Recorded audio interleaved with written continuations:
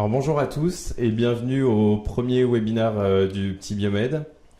Alors on a décidé de développer de nouveaux moyens de communication et de se lancer donc dans l'interview de Monsieur Benrabah. On est présent aujourd'hui au siège de l'UGAP à Paris. On va discuter de la gestion de parc en échographie. Je me présente, donc Wadia Benrabah.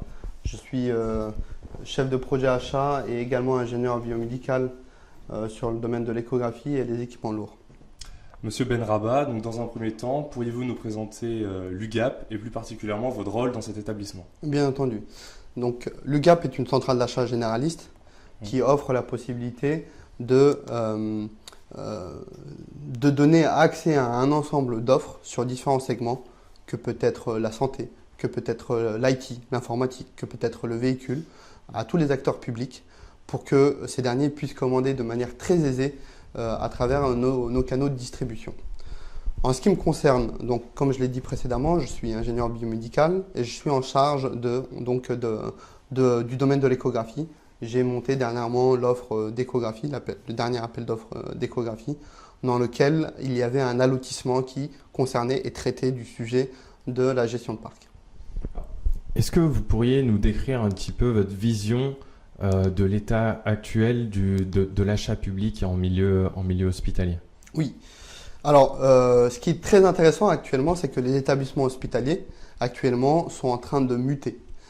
Donc, la DGOS a mis en place une nouvelle gouvernance dans les établissements hospitaliers qu'on appelle les GHT, groupements hospitaliers territoriaux. Et donc, ce sont des établissements qui doivent se réunir à travers un établissement pilote et des établissements support, et avec pour principal objectif de réaliser des gains à l'achat, de faire de la mutualisation à l'achat notamment, et donc d'unifier certains services. De ce fait-là, en ayant ceci comme prérequis, nous aussi de notre côté, à l'UGAP, donc on a des agences et des chargés de clientèle, des directeurs territoriaux qui sont proches des établissements hospitaliers, des acteurs publics et qui sont au quotidien, donc au contact de ces professionnels-là, des cadres de santé, des ingénieurs, des directeurs d'établissement, afin d'obtenir et de travailler en partenariat avec eux pour connaître leurs besoins et travailler au quotidien.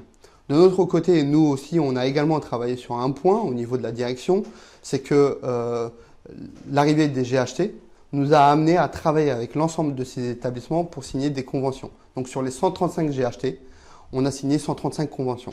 Donc tous ces établissements-là peuvent et ont la possibilité de commander.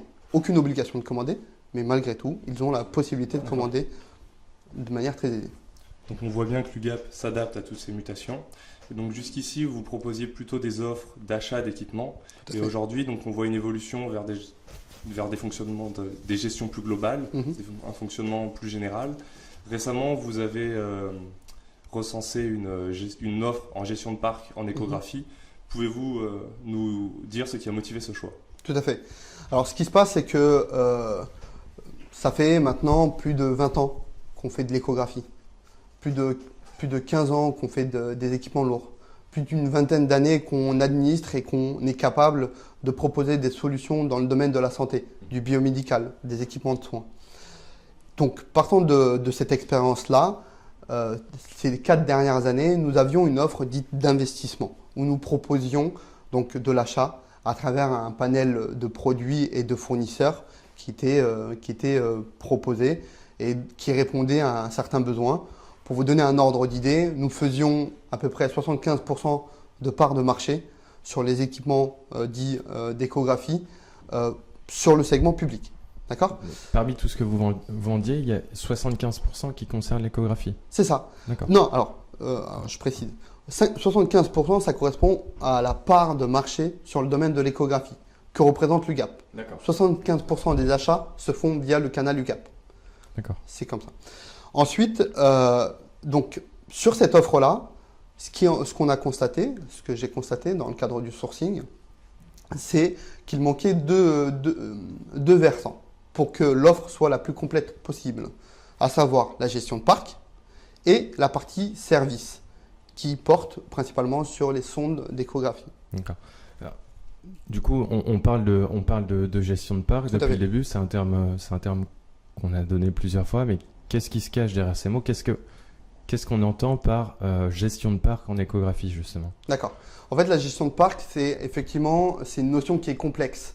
Le terme se veut simple de compréhension, mais dans l'application en soi, c'est complexe. Parce que les établissements hospitaliers, aujourd'hui, ils ont des parcs.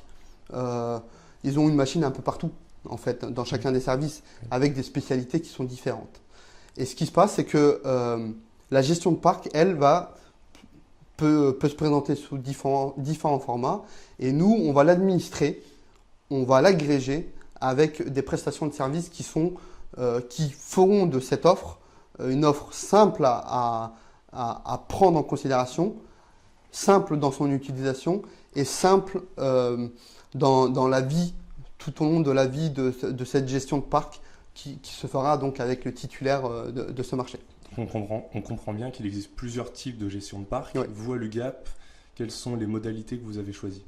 Alors, ça, si ça ne vous dérange pas, je préfère présenter ceci un peu plus tard, parce qu'en fait, la gestion de parc telle qu'on l'a présentée comprend un certain nombre de services et d'accompagnement avec des ingénieurs à application, avec des spécialistes du consulting dans le domaine de l'optimisation du parc. C'est-à-dire qu'on peut très bien imaginer qu'aujourd'hui, vous avez 50 machines dans votre parc et que demain, à travers vraiment à travers la spécialisation de notre titulaire, de son savoir-faire, qu'on passe à un parc de 45 machines. Donc il y a un gain à achat qui peut se réaliser. Et puis il y a aussi une accessibilité aux différents services qui se fera de manière beaucoup plus aisée puisque l'audit, lui, permet effectivement d'apporter des éléments d'information qui passaient peut-être un peu à la trappe. Alors, du coup, vous avez parlé de gains. Oui. On a entendu ce mot-là. En termes financiers, quels sont les avantages pour l'établissement de la gestion de parc? Alors, en fait, en termes financiers, ce qui se passe, c'est qu'on est sur une offre, et c'est important de le signaler, on est sur une offre qui se veut que notre client, qui est l'établissement hospitalier, ne devient pas propriétaire. Ça, c'est un élément qui est très important. C'est de la mise à disposition. Et donc qui se transforme à travers un forfait en fonction des choix qui auront été opérés. Okay. Mais avant de passer peut-être à cette partie purement financière, puisque celle-ci suggère qu'on fasse des hypothèses que j'ai prévues et qu'on peut présenter à la fin, peut-être qu'il serait intéressant de parler du contenu de l'offre. Qu'est-ce que vous en pensez? Oui, Ouais. très bien. Donc, pouvez-vous nous décrire le contenu de cette offre Bien sûr. que vous proposez à l'UGAP? Tout à fait. Alors, en fait, dans le contenu de cette offre, ce qu'on a prévu, c'est que initialement, tout commence par un audit de parc. Donc, cet audit de parc peut être fait sur plusieurs versants. On peut avoir un audit de parc sur la base installée, un audit de parc sur les besoins cliniques et un audit qui se veut plutôt un conseil en optimisation de parc. Une fois que cette étape-là est réalisée, d'accord, On est d'accord que cet audit, pour construire la solution derrière, il est obligatoire. Pour mettre en place cette solution, l'audit est alors, indispensable. il n'y a pas de notion d'obligation parce qu'on peut imaginer aussi que l'établissement hospitalier connaisse très bien son parc.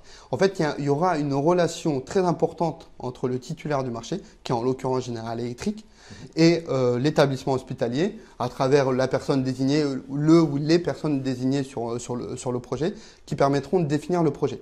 Maintenant, l'expertise de General Electric permettra d'aller plus rapidement à des résultats escomptés, à une optimisation plus importante du parc. Donc, ce qu'il faut savoir, c'est qu'il y a des ingénieurs applications, il y a des personnes qui sont spécialisées dans le consulting chez General Electric qui seront à disposition pour effectuer et donner des conclusions par rapport à l'optimisation de parc. Mais peut-être pour revenir sur la partie contenu, pour répondre à la question que vous m'avez posée, quel est le contenu de cette offre? Une fois que l'audit est fait, on passe au contenu de cette offre. On suggère, on va prendre l'hypothèse que le client a la volonté d'avoir ce type de projet. Et qu'est-ce qui fait la différence, avant de passer peut-être au contenu, mais qu'est-ce qui fait la différence entre les différentes gestions de parc, c'est qu'on n'est pas dans le cadre d'une location pure où vous prenez 2 machines et ensuite vous gérez au quotidien et vous avez vos loyers trimestriellement ou mensuellement. Là, on est vraiment sur un accompagnement tout au long de la vie du projet, chaque année.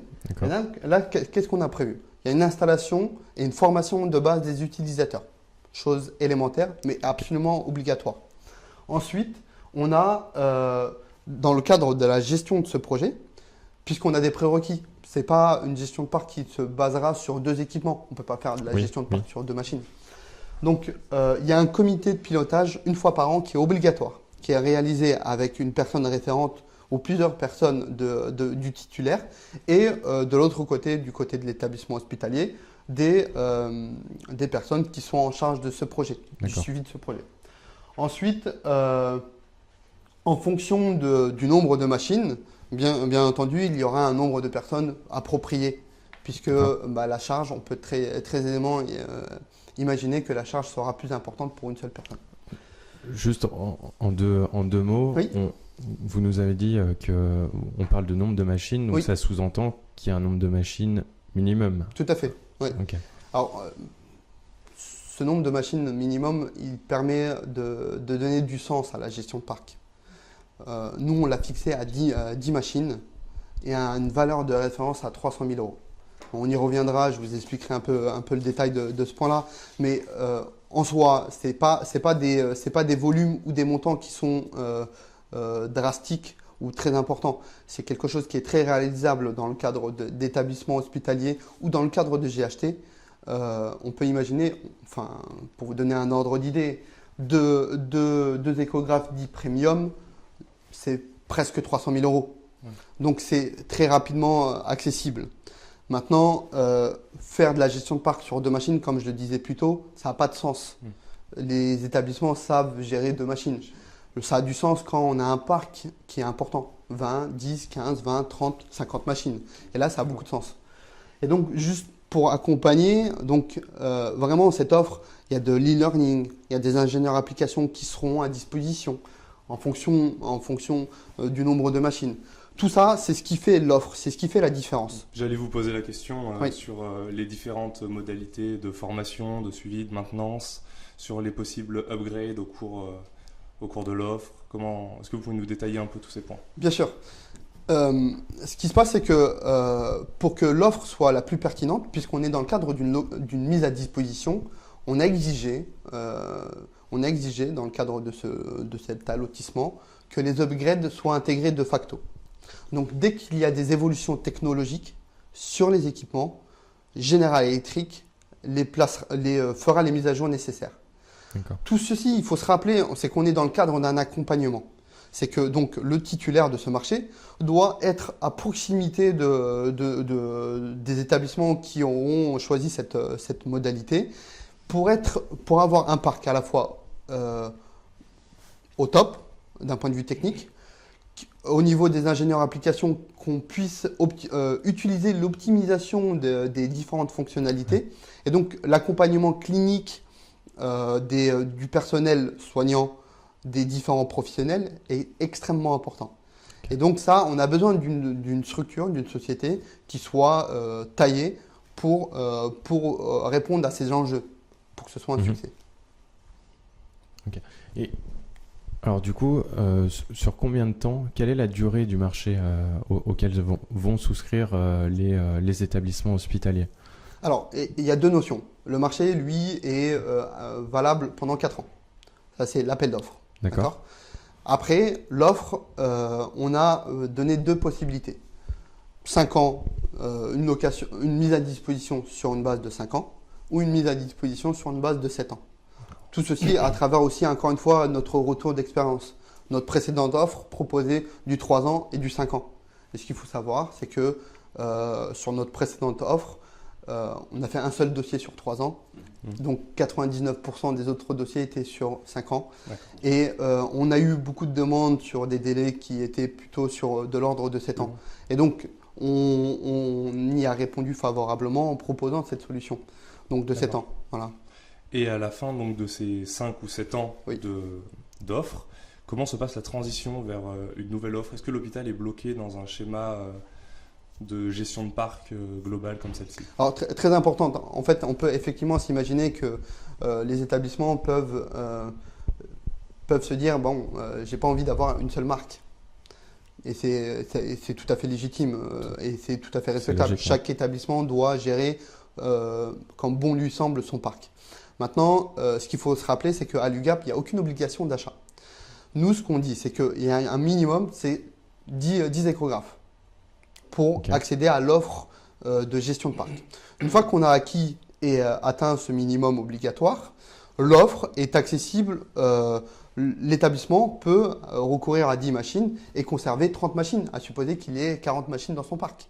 Donc, il peut varier en fonction de ses besoins et de la liberté qu'il souhaite avoir tout au long de la vie de son marché.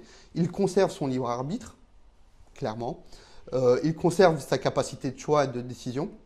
Maintenant, il faut se rappeler que dans le cadre d'une mutualisation et d'une performance à l'achat, le fait de gérer un parc plus important, ça a du sens. Parce que plus le volume est important, plus on peut s'imaginer que les gains seront importants. Et que le service, l'accompagnement. Il faut aussi s'imaginer une chose qui est assez qu'on oublie peut-être parfois. Il y a des services qui récupèrent du matériel d'un autre service et qui n'ont pas en premier choix un échographe. On peut imaginer que l'audit permette de répondre à chacun des services et d'un point de vue financier, permettent aussi de répondre à une problématique, puisqu'on n'est plus sur de l'achat, mais plutôt de la mise à disposition. Donc on n'est pas sur des coûts qui sont similaires. D'accord. Donc, en reprenant dans l'ordre, il y a cet audit qui est réalisé, on analyse les besoins de chaque service, de l'hôpital de manière générale. Par exemple, un CH qui a besoin de renouveler une dizaine de machines dans les 2-3 années qui arrivent. Donc il y a cette analyse de clinique qui est réalisée, c'est ça? Donc, quels sont les avantages sur l'efficience clinique? Qu'est-ce que cette solution apporte Alors, sur la partie clinique, le choix qu'on a fait aujourd'hui donc de travailler avec General Electric à travers cet allotissement, aujourd'hui General Electric offre la possibilité d'avoir un panel d'offres qui est très important. Moi, au niveau de l'achat, lorsque j'ai monté l'offre, comme prérequis en tant qu'acheteur pour le coup, j'ai défini, si vous voulez, une sorte de matrice qui permettait d'avoir vraiment une segmentation et une gradation qui permettait d'avoir vraiment tout, de refléter vraiment tout le panel clinique qu'il existe dans le milieu hospitalier. Donc, on a représenté le POC, ce qu'on appelle le point of care, la partie pluridisciplinaire. Le cardiovasculaire est représenté. Le domaine de la gynéco-obstétrique est représenté. Le domaine de la radiologie est représenté également. Et de ces 4 domaines, ces 4 grandes familles, j'ai fait en sorte d'avoir une gradation. Entrée de gamme, milieu de gamme, haut de gamme, ce qu'on appelle également domaine de l'expertise, domaine du diagnostic, afin d'avoir vraiment très finement un panel d'offres le plus exhaustif possible. Dans le but. L'établissement, il construit vraiment comme il le souhaite. Exactement. Sa solution. C'est le but. C'est du sur-mesure. En fait, le but, c'est ça. Le but, c'est vraiment de pouvoir répondre en fonction des services. Je suis aux urgences, j'ai besoin d'une machine dédiée urgence. Je suis en gynécologie obstétrique, j'ai besoin d'une machine qui est spécialisée dans ce domaine-là. Or, je ne suis pas un chercheur, je n'ai pas besoin d'une machine très haut de gamme. Alors, je vais accéder à la gamme milieu de gamme ou entrée de gamme. Et ça, c'est un travail collaboratif. Donc, bien entendu, les établissements hospitaliers ont de l'expérience. Ça fait plusieurs années qu'ils achètent. Et donc, ce travail collaboratif entre les équipes General Electric, nous-mêmes UGAP et l'établissement hospitalier permettra de converger vers une solution qui sera optimisée. D'accord. Et est-ce que dans cette solution, on peut voir d'autres avantages qui seraient techniques ou fonctionnels? Écoutez, la technique, ça rejoint un peu cette question sur l'aspect clinique, puisqu'en fait, chaque équipement de fait, puisqu'on a une gradation entre l'entrée de gamme, milieu de gamme et le haut de gamme, on est capable de répondre à des problématiques dites de recherche, dites d'expertise, dites de diagnostic. Donc, on a la solution technique. Après, sur la solution organisationnelle, en fait, c'est la gestion de parc qui va répondre à cette problématique. Le fait de pouvoir tout de suite administrer comme d'un seul corps, en fait, l'ensemble de l'établissement, si c'est un parc avec un volume assez conséquent, ça permet de tout de suite mieux gérer, d'optimiser, d'accompagner les ingénieurs biomédicaux, d'accompagner le personnel soignant, d'accompagner les cliniciens dans leur usage. Il ne faut pas oublier, hein, on sert une personne. La personne qu'on sert, c'est le patient. Si on a les outils, les bons outils, la bonne technologie, les bons équipements, l'accompagnement qu'il faut, on est plutôt sur la bonne voie. Juste, je précise un point, ça me fait penser à une chose, c'est que l'accompagnement, c'est aussi un point qui est important, c'est que si un jour un équipement tombe en panne, chose qui est possible, le titulaire sur cette offre a pour obligation, sous un délai de 48 heures après la déclaration de la panne, de mettre à disposition un nouvel équipement. Donc, si vous voulez, on a verrouillé le process pour que tout soit, pour que tout se passe au mieux, tout simplement. Alors, là, du coup, on parle de la machine. En termes de sonde, qu'est-ce qui est prévu pour les bris de sonde, par exemple, pour un changement de sonde Je vous remercie pour cette question. Parce qu'effectivement, sur le contenu de l'offre, c'est quelque chose que je n'ai pas précisé ultérieurement. Ce qui se passe, c'est que sur l'offre, les bris de sonde, il y a un certain nombre de bris de sonde qui sont inclus dans l'offre.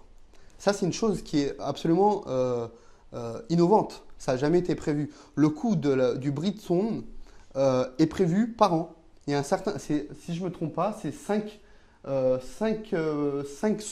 sondes, bris de sonde compris, qui sont inclus dans la maintenance par an. Donc c'est très important d'intégrer ça. Et vous verrez, lorsque des simulations seront réalisées, que les coûts sont tout à fait raisonnables et très pertinents par rapport aux besoins du terrain. Vous nous parlez de simulations financières. Oui. Vous pourriez nous en présenter quelques-unes? Bien sûr. Alors, j'ai travaillé sur deux simulations financières que je vous présente ici. Alors, en fait, on a pris deux cas de figure. On est sur le cas de figure minimaliste qui se veut avec 10 échographes. Alors, si on était dans un cas de figure où on était sur un investissement, ces échographes coûterait 429 000 €. Comment ça se répartit? Le prix, l'achat de ces 10 échographes aurait été de 311 000 €. D'accord. Okay. Et le prix de service, donc la maintenance, c'est encore une fois, c'est important de nuancer, on n'est pas du tout, mais vraiment pas du tout, sur des services qui sont comparables. Puisque là, je le rappelle, sur la gestion de parc, on est sur de l'accompagnement, il y a des comités de pilotage, il y a de l'accompagnement en formation, il y a du temps homme qui est mis à disposition pour accompagner au quotidien.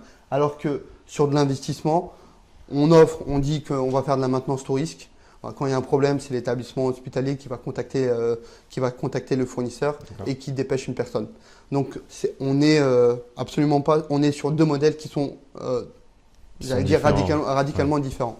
Donc, sur cette offre-là, si on était en gestion de parc, en forfait annuel, ça représenterait 73 000 €. Donc, sur une période de 5 ans, en équivalent, on serait sur un montant de 366 000 €. Okay. Donc, il y a un différentiel de quand même assez conséquent, plus ou moins 60 000 €. Ce différentiel s'explique aussi par le fait que l'établissement hospitalier ne devient pas propriétaire. Oui. On est sur un mode de consommation qui est différent. Si on prend un deuxième cas de figure, avec 30 échographes, en investissement, le même cas de figure, hein, le même exemple, en investissement, on serait sur un coût total de 1 131 000 € à l'investissement. À l'investissement, ouais. Comprenant la partie service. Okay. Et si on faisait la même simulation en gestion de parc, on serait sur un coût final de 843 000 € et avec, qui correspondrait à un montant annuel de 168 000 €. Donc, financièrement, là on voit 30%, c'est assez conséquent pour un établissement hospitalier. Tout à fait. C'est assez conséquent. Et puis, pour le coup, je vais me répéter, mais la différence est dans l'accompagnement. Cette offre se mesure dans l'accompagnement. Si vous voulez, la location, c'est quelque chose qu'on sait faire. On propose des solutions à travers EIB Capital qui propose de faire de la location, d'ailleurs transverse, tous segments confondus ou monosegments. Et ça, c'est quelque chose qu'on sait faire. On est très performant et très pertinent sur les propositions qu'on sait faire, mais cette solution est différenciante. Si je peux me permettre, je vais juste faire un focus sur un point, sur les différentes options, que propose l'offre de gestion de parc. D'accord. Parce que je vous ai présenté de manière assez synthétique quel était le contenu de l'offre, sans en préciser le contenu. En fait, la gestion de parc, j'ai intégré 4 options qui donnent vie et du sens à cette gestion de parc. Ok, qui permettent d'adapter. Tout à fait. Ok. Qui permet d'adapter l'offre. Tout à fait. Donc, en fait, on a 4 options, ce qu'on a appelé synergie de groupement, évolutivité du contrat, réparation et échange des sondes et l'audit de parc. L'audit de parc, j'en ai parlé un peu brièvement précédemment. Sur la partie synergie de groupement, quel est l'enjeu? Tout à l'heure, je vous ai parlé des GHT ou de la mutualisation des achats. Ce qu'il faut savoir, c'est que les établissements hospitaliers qui nous font confiance sur ce type d'offre, sur des projets qui peuvent aller à plus d'1 million d'euros, cet élément-là doit être pris en considération. Et de cette manière, nous, on a fait en sorte d'intégrer de facto dans l'offre des tranches qui permettent d'obtenir des remises supplémentaires dans le cadre de groupements hospitaliers. C'est-à-dire que l'établissement pilote qui s'associerait ou non d'ailleurs, en fonction des minimums qui permettent d'être éligible à ce type de projet, en fonction des montants, obtiendrait des remises supplémentaires qui viendraient s'ajouter, donc qui viendraient diminuer le loyer, le forfait trimestriel pour être au plus juste de la réalité du terrain. Il y a des conditions particulières entre les établissements peuvent décider entre eux de mutualiser comme ça cet achat, cette souscription à la gestion de parc sans condition. En fait, les établissements aujourd'hui, les GHT, comme je le disais, il y a des établissements pilotes et supports. Oui. Et les établissements supports normalement doivent soumettre leur projet d'achat aux établissements pilotes. Et dans ce cadre-là, on peut imaginer que donc on peut imaginer, on le voit notamment sur les projets qui sont sur les scanners IRM, qu'il y ait que ces sujets sont traités non plus de manière individuelle, mais vraiment groupée. Parce que les établissements ont compris qu'à travers ce travail collectif, on pouvait réduire les coûts. Et donc, on a de plus en plus de projets qui vont dans ce sens-là. La gestion de parc va dans ce sens-là. Elle répond à cette problématique de mutualisation, de maîtrise des coûts. Ce qu'il faut se rappeler, c'est que c'est un forfait. Oui. Donc, pendant 5 ans ou 7 ans, on sait quel coût on va dépenser. Il n'y a pas de dépassement, il n'y a pas de surprise sur ce type d'offre. Et ça, c'est très important, de maîtriser les coûts, notamment dans le cas des difficultés qu'on connaît aujourd'hui sur le secteur hospitalier. Et du coup, en plus, il y a quelque chose, il me semble, qu'on n'a pas abordé, c'est, peut-être pas suffisamment clairement, c'est que ces sommes dont on parlait tout à l'heure, c'est pas de l'investissement. C'est pas du budget d'investissement. Et ça, aujourd'hui, ça compte pour les établissements hospitaliers. Tout à fait, c'est du budget de fonctionnement, vous avez raison de le préciser. Alors, chaque établissement ensuite gère ses finances, mais effectivement, comme on est plutôt sur du forfait, donc ça vient sur les livres de compte se référer plutôt au budget de fonctionnement que plutôt d'investissement. Maintenant, si vous voulez, ça répond aussi à des problématiques financières qui sont aujourd'hui difficiles pour les établissements, et c'est aussi un élément qui a été pris en considération. Il faut être au fait des difficultés et aussi de ce qui se passe sur le terrain. Donc c'est pour ça comme je vous l'ai dit, on a travaillé sur les conventions avec tous les établissements pour obtenir des taux de remise et appliquer des taux de remise donc sur l'ensemble des établissements identiques. Et c'est dans ce sens-là qu'on travaille, pour que ça prenne du sens. Juste, je reviens donc par rapport à l'option synergie de groupement, par rapport aux options, parce que c'est important de préciser le cadre, comment il a été pensé, comment il a été monté, comment il a été structuré. Donc, il y a des tranches qui permettent, en fonction de la taille du projet, de réduire le forfait. Donc ça, c'est un premier point. Ensuite, un autre point qui est extrêmement important, c'est le professeur du service qui souhaite avoir la dernière machine. Il s'est engagé il y a 2 ans avec un parc. Il y a une nouvelle machine qui vient de sortir. Il sait qu'il va pouvoir réaliser des publications avec une machine parce que il en a entendu parler. Dans les salons, il a vu quelles étaient ses spécificités techniques. Et comme tout professeur, comme tout chercheur, avoir le dernier outil pour bien travailler, c'est quelque chose, un must-have. On doit l'avoir. Et donc, du coup, sur cette notion-là, précisément, on a intégré une option d'évolutivité qui se veut vraiment très flexible. On a permis, en fonction des 2 périodicités, donc 5 ans et 7 ans, d'offrir une option d'évolutivité allant de 10% à 40% du parc en valeur de référence. Qui est souscrit au départ. Tout à fait. Ça doit être souscrit au départ. Encore une fois, il faut se rappeler que ce type de projet, ça ne se fait pas au hasard. C'est pour ça que l'audit, l'accompagnement initial est très important.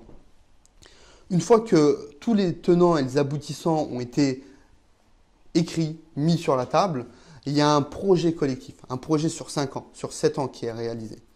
Et là, on peut se projeter.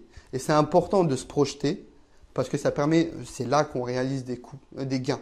C'est là qu'on réalise des économies. C'est là qu'on répond de manière optimale et performante à des problématiques cliniques et terrain. Et donc, à travers ces options-là, à travers cette option d'évolutivité, l'établissement a la possibilité, entre la 3e et la 4e année, dans le cadre d'un forfait de 5 ans, ou entre la 3e et la 5e année, dans le cadre d'un forfait de 7 ans, de modifier son parc. Donc de recourir à du hard principalement, puisque le soft est intégré de facto, la mise à jour, de recourir à du hard, avoir Donc la solution pour avoir un upgrade du hardware dans cette solution, c'est de prendre l'option d'évolutivité. Alors que l'upgrade software est de base est intégré de base. Tout à fait. D'accord. Tout à fait. C'est dans l'intérêt de tous, il faut se rappeler. C'est pas une option, c'est une option qui va dans l'intérêt de tous, dans l'intérêt de General Electric, puisque ça permet de continuer à mettre à disposition un parc performant, techniquement performant, et c'est aussi dans l'intérêt des cliniciens, des échographistes, d'avoir du matériel à la pointe, tout simplement. Et nous, c'est aussi dans notre intérêt, nous, côté UGAP, de proposer la solution d'un point de vue technique la plus performante. D'accord. La 3e option que vous vouliez nous présenter. Donc l'audit de parc, j'en ai parlé brièvement. On a une gradation, voilà, audit de parc sur la base installée, sur les besoins cliniques et en conseil en optimisation. Un autre point qui est aussi important, je vous donne un exemple. Vous avez une gestion de parc qui porte sur 20 échographes. On peut s'imaginer qu'il y ait au moins 3 sondes par échographe. Donc il y aura un certain volume de sondes qui seront prises en charge dans le cadre de l'offre, mais un certain nombre d'autres qui ne seront pas prises en charge dans le cadre de cette gestion de parc. Donc on a offert la possibilité de donner l'accès à un forfait à un certain nombre d'interventions. L'avantage de cette option-là, c'est qu'elle n'est pas limitée sur une durée, sur une année. Elle est j'allais dire presque intemporelle. Elle est liée à la durée de l'offre. Oui. Si vous avez souscrit à une offre sur 5 ans et que vous avez pris 10 interventions, pendant 5 ans, si vous n'avez pas consommé vos 10 interventions, vous pouvez consommer vos 10 interventions pendant 5 ans. Okay. Et ça, c'est, à mon sens, en tout cas, ce qui répond non pas à un modèle de consommation, mais à un modèle de réalité terrain. Vous n'avez pas consommé, vous n'avez pas fait tomber, vous êtes consciencieux, minutieux, vous prenez soin de votre équipement, vous n'avez pas besoin de réparation, vous ne prenez pas cette option. Si ça casse, il y a ces forfaits qui existent et qui répondront à cette problématique. Donc on voit que cette offre est pertinente par rapport au GHT. Est-ce que dans l'avenir, on peut imaginer des évolutions vers une offre de gestion de parc, mais sur d'autres types d'équipements, comme sur un plateau d'imagerie ou même sur un hôpital entier. Tout à fait. Alors, la difficulté avec ce type d'offre, c'est que ce sont des offres complexes. Complexes par leur diversité, qui répondent à différents besoins cliniques. Complexes parce que on va adresser différents services au sein d'un établissement hospitalier. Et là, plus encore, on adresse différents établissements hospitaliers qui composeront un GHT. Donc, dans l'idée, c'est aisé. Dans la pratique, c'est pas si aisé que ça. Mais pour répondre à votre question, oui, on peut tout à fait imaginer. Il ne faut pas être, j'allais dire, prétentieux sur ce type d'offre. Il faut essayer de proposer des solutions qui sont réalistes, qui répondront à un problème. Demain, dans 4 ans, on aura encore acquis de l'expérience et on proposera probablement autre chose. Mais on peut très bien imaginer ce type de solution sur les équipements lourds, sur le domaine, des domaines peut-être plus simples, le domaine de la perfusion.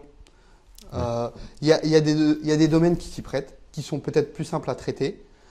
Après, il y a des projets qui sont dits transversaux, qu'on traite aujourd'hui à travers la solution de Ribi Capital, qui est une solution de financement, j'en ai parlé brièvement, qui permet d'administrer des projets transverses avec des fournisseurs différents, pas forcément les mêmes, et qui répondent à ces problématiques dites de location. Donc, on sait le faire, mais avec un accompagnement transverse multimarque, c'est quelque chose qui n'a pas encore été fait. D'accord. Il y a des établissements qui sont déjà partis sur cette solution? Oh, tout à fait. Alors, cette solution exactement dans les détails que je précise, elle est en soi, elle est nouvelle. Donc non. Mais sur la précédente offre, on a réalisé quelques projets.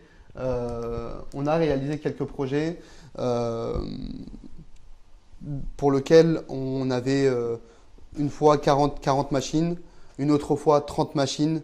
On a réalisé de la gestion de parc sur l'ensemble. Sur un site, on a fait 100% du parc en gestion de parc. Notamment, c'était une offre qui a été portée également par General Electric. On a également, c'est pas l'objet, mais on a également travaillé avec d'autres fournisseurs sur des parcs qui étaient moins importants, moins de 10 machines en termes de volume. Donc oui, on a une expérience qui était différente, mais qui est aussi très intéressante. On va maintenant passer aux questions des internautes, si vous le voulez bien. Donc on en a plusieurs qui s'affichent. Pouvez-vous nous préciser ce qu'est un bris de sonde? Bien sûr. Alors le bris de sonde, c'est le cas de figure le plus défavorable pour un fournisseur et également pour un client, parce que c'est la sonde qui casse. Elle tombe, que ce soit fait volontairement ou pas, la tête de la sonde casse. Généralement, c'est quelque chose qui en général, c'est exclu des garanties. Ouais. Tout à fait. Et là, en l'occurrence, le bris de sonde intègre dans notre contrat, on intègre donc 5 bris de sonde, 5 casses, tout simplement, qu'elles soient volontaires ou non. Alors bien entendu, l'idée de l'accompagnement, c'est de faire en sorte qu'il y ait le moins de casses possible. C'est pas de les jeter. Tout à fait, ouais, exactement. Ok. Existe-t-il une offre de reprise du parc à terme de ces 5 ans, de ces 5 ou 7 ans, que deviennent les machines? Alors, le parc, comme je l'ai précisé, l'établissement qui a souscrit à cette offre n'est pas propriétaire de ce parc. Donc, le titulaire du marché, General Electric, a pour obligation de récupérer l'ensemble de son parc. Alors, bien entendu, on ne laisse pas en pâture nos clients, donc on aura toujours des solutions à proposer.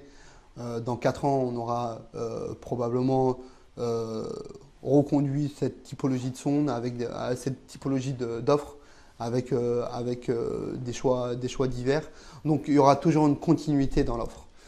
Maintenant, la notion de reprise, ça exige en fait, c'est quelque chose qu'on ne fait pas parce qu'en tant qu'établissement EPIC, donc l'UGAP on ne peut pas intégrer ce type de solution pour le moment. On y travaille, on y parviendra, mais pour le moment, ce n'est pas quelque chose qu'on administre. Et pour le parc déjà existant dans l'établissement, lors de la mise en place de la solution, que se passe-t-il?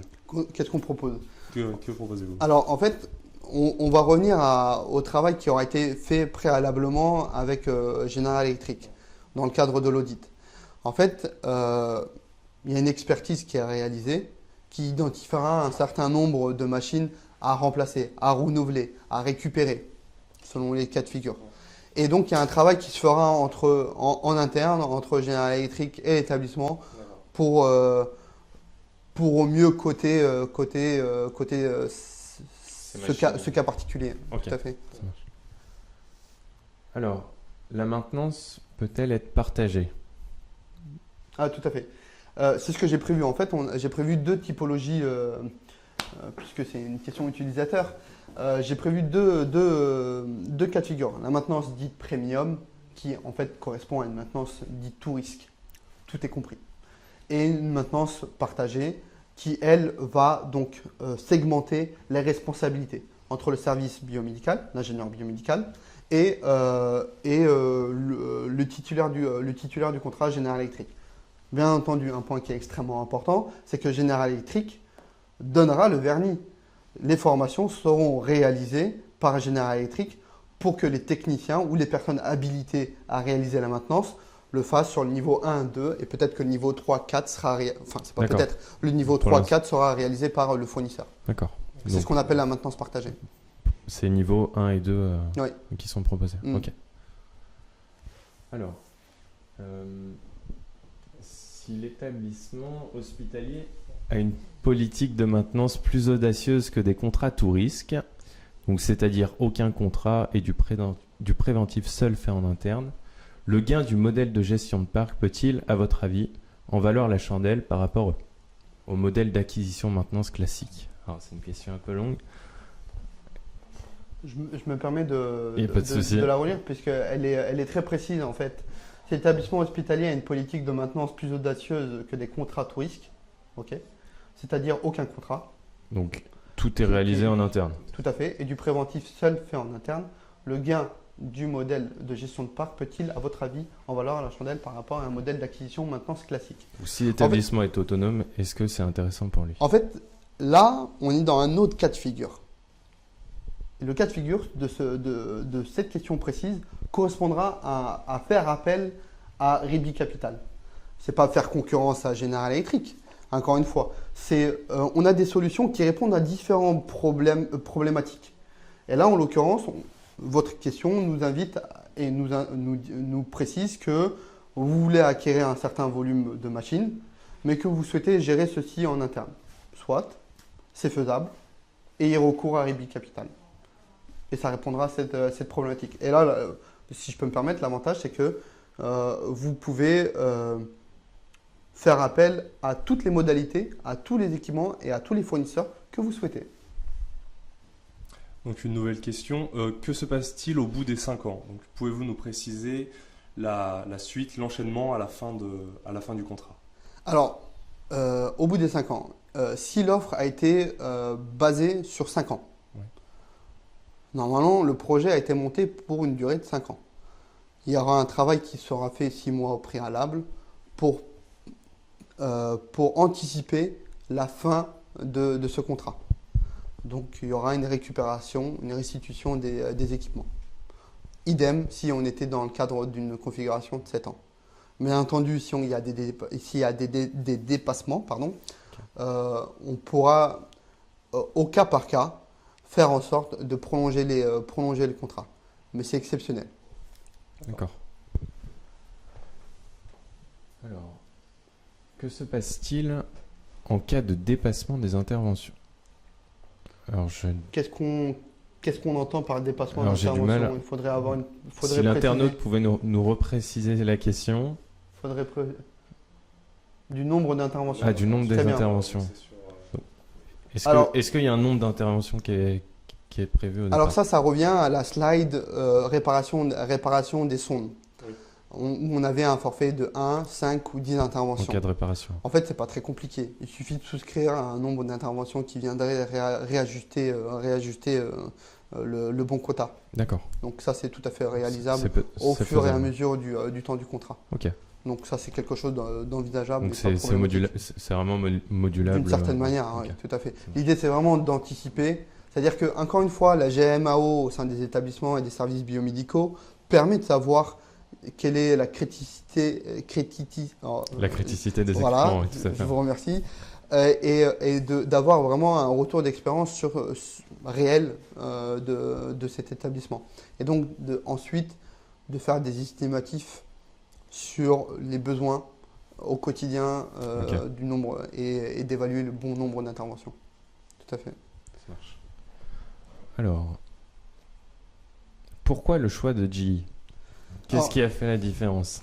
Très bonne question. En fait, ça a été un lot qui a été... je me permets de me retourner. C'est un lot qui a fait l'objet de beaucoup de concurrence. On a eu 4 candidatures sur ce lot. Et cette offre-là a été remportée par General Electric pour principalement deux critères. La pluralité des offres et la partie performance économique, la partie prix. Donc c'est principalement les 2 points qui ont fait que l'offre de General Electric, sans entrer dans le détail, c'est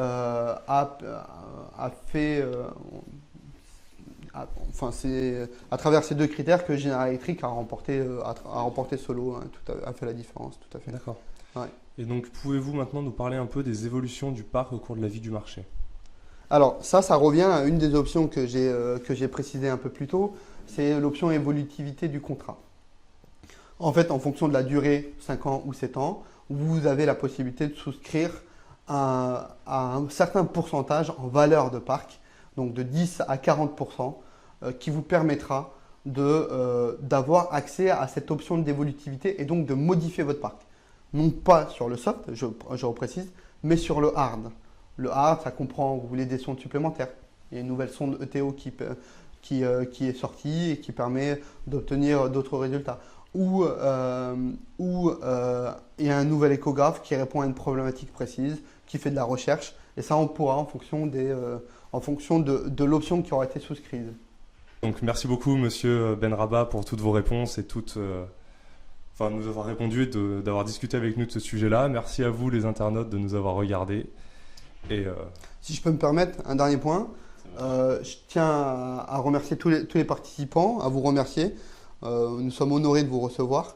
C'est à la fois une solution innovante et de rupture, et c'est très important d'accompagner cette typologie d'offres. Ce que je vous invite à faire, c'est n'hésitez pas à nous solliciter, à nous contacter, que ce soit l'UGAP à travers mon mail, wbenrabah@ugap.fr, ou à contacter les équipes ou vos commerciaux de chez General Electric pour vous accompagner dans vos projets. Merci. Merci, Monsieur Benrabah. À bientôt et on espère que ce nouveau format vous aura plu.